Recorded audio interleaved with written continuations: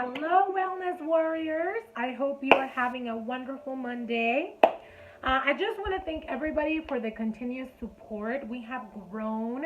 We are over the 100 subscribers. I find it beautiful that this community has grown and that we are just all trying to better our mental health and just have better wellness and a more wholeness sense of ourselves and just a better life. So yay for that. That's always great success. So today we're gonna start with a little mindfulness and then we'll get right to it. I hope that you're ready for this.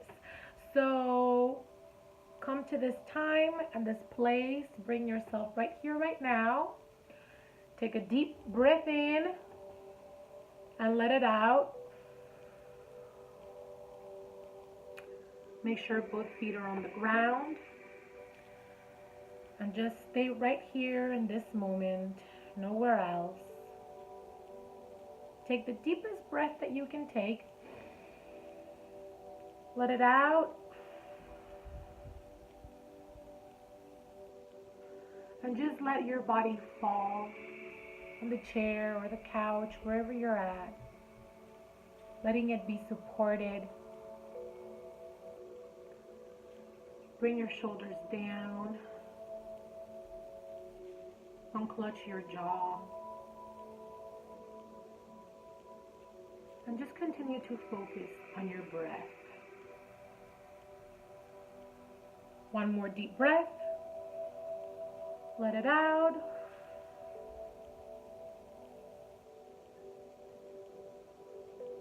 Bring yourself back to this moment. Open your eyes. All right. So I'm going to bring this down so you can hear me. We are going back to the book. So The Self-Love Life, my book, you can get it on Amazon for $3.60. It's a super quick read. And if you do the exercises, the change will happen. So we're number 16 already, 16 of 20. So we're like almost done through it. Being congruent and transparent with yourself. So I'm going to read a little bit of it and then we'll discuss. If you are going to say no to someone when they ask for something you can't do or don't wish to do, make it a no without guilt. What is the use of using your voice, saying no, and then beating yourself up about it? Say no and live with that no. And if you're going to say yes, then let it be without bitterness towards that person or yourself. Do it willingly and happily. Make your responses to the outside world correspond with your inner dialogue. Gosh, this is such like, I literally just had something happen this morning where I quit one of my jobs because I was like, no, I can't do this. Like I don't feel okay with this, and so I'm not going to do it because I can't deliver. Like in the inside of me, I was like, there's no way I can deliver this. So I had to be congruent. I used my voice. They were like, sorry, and I was like, okay, well, I'm giving you my 2 weeks notice. As you all know, I have 5 different jobs. They're little, so it makes up the 20 hours a week, and then the rest of my time I spend it with Lucas, and of course taking care of myself. But yeah, I work 20 hours a week for 5 different jobs, and so I had to let one of those go because I was like, no, this isn't something that I'm okay with, and so I was congruent. Of course, you can't always do that, but I was in a position to do that. But there's been moments where I don't agree with something, and then I just have to wait for the right time, and then I just leave. But what I'm trying to say is, it is so crucial for us to be congruent with what we feel and what we're thinking.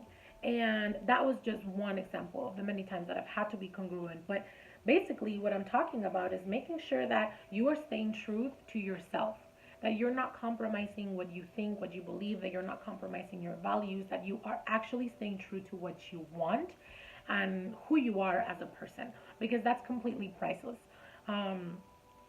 A lot of us feel like we need to do certain things in order to be enough. That's a whole another topic. And so we say yes to things we don't want to say yes to. And so we become bitter because we continue to say yes because we don't know how to say no. And I've learned to practice no by saying no without even explaining myself to people. And sorry, but I don't owe anybody an explanation for my actions. And so it's more about me than them. And so I've been learning to say, okay, no, I can't do this. And that's it. Not explaining because I'm a grown ass woman. So I encourage you to do that exercise and start to say no without explaining yourself and without having the fear that people are going to drop out of your life because you're learning to say no. So I invite you to learn to say no without guilt. If you decide to say no to something, hey, can you help me with this? And you say no, then let it be. Not be consumed with the guilt of that no, because then it defeats the purpose of you saying no. It might take a while, but you can get there. Like I said, go to therapy. Talk about it with someone you trust that is wise. Even talk about it with yourself. Just have that dialogue and saying there's nothing to feel guilty about. I'm doing the right thing. I'm doing what's best for me. I'm putting boundaries. I'm saying no because I don't want to do this. And there's nothing wrong with that. If you're going to say yes, do it willingly. Do it happily. Making sure that if you're saying yes, I'm going to help you with this, you're not going to resent that person for saying yes. A lot of people resent their partners because their partners ask them to do something and they say yes, but they didn't want to do it in the first place. And then they end up bitter towards them. All that resentfulness, all that bitterness destroys relationships. So make sure that you're being congruent with yourself, that you're staying true to who you are and, keeping it real. And if you don't want to do something, then don't do it and be okay with it. Of course, use your best judgment and common sense. Like I said, you can't just quit up your job if you don't have that possibility. It's not like I quit all my 5 jobs this morning, but that I was just like, I can't do this. Sorry, like this isn't something I'm willing to compromise in. And so that was important for me. And so it's important for you. It's important for all of us to make sure that we have those boundaries and we stay true to who we are. And you can be congruent with your emotions as well. And learning to be mad and not having to smile and fake it. And learning to be sad and being okay with it and sitting with those emotions. And just, it's important that you don't sacrifice your peace of mind for the approval of others. And peace of mind, I don't think can be obtained without congruency. So make sure that you're congruent with yourself. Make sure that what you're feeling and thinking and saying are all in harmony. Because if not, you're going to pay the consequences. And it's only going to be you who pays those consequences. I mean, you can hurt other people in your actions. Like if you're saying I love you to people you don't really love. Or if that lack of congruency, if you're lying to people, they will also pay for the consequences. But you are going to be the one paying the ultimate price. Because you're never going to have that peace of mind if you're not congruent with your emotions, with your thoughts, with your values, your actions. So don't sell that peace of mind for anything, because it really has no price. So just think of that. I know it's Monday, so think of your intention for the week. What is it that you want to accomplish? This week I have several goals that I want to do. So they're already on my calendar and I'm going to make sure that I get them done. But I want to get them done in harmony and with joy. So that's my intention for the week. So visualize your intention, write it down, put it in different places and get it done. All right, guys, thank you for watching. I hope you have an awesome week. Remember to be congruent. Make sure that your yes is with it's with good feelings and truthfulness, and that your no is without guilt, and you allow yourself to say no to others without thinking you're a bad person.